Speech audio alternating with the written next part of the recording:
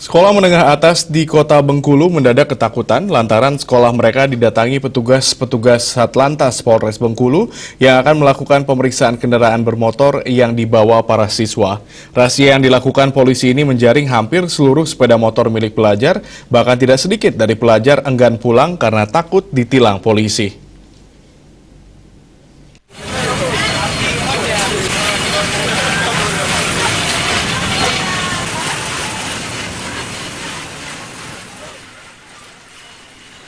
Kehadiran puluhan polisi ke SMA Negeri 5 di kawasan Sawah Lebar, Kota Bengkulu membuat panik ratusan siswa dan siswi yang hendak pulang usai jam sekolah berakhir.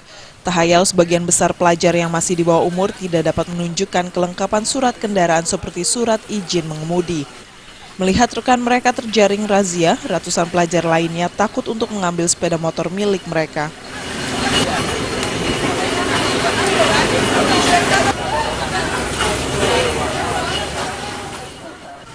Setelah mendapat arahan dari polisi dan pihak sekolah, para pelajar yang memiliki sepeda motor dan tidak memiliki SIM dikumpulkan di aula terbuka sekolah. Menurut Ibtu Sukma Pranata, Kasat Lantas Polres Bengkulu, razia kendaraan milik pelajar di sekolah ini merupakan salah satu bentuk penertiban dini yang dilakukan polisi untuk kembali menertibkan pengguna kendaraan seperti sepeda motor yang pengendaraannya belum memiliki SIM.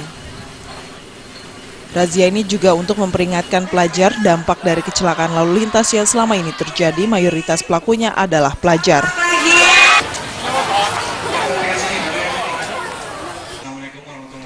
Ratusan pelajar yang terjaring razia ini tidak dikenakan sanksi tilang oleh polisi, mereka hanya diberikan teguran dan hukuman berupa skot jam. Dari Bengkulu, Tetra Surya.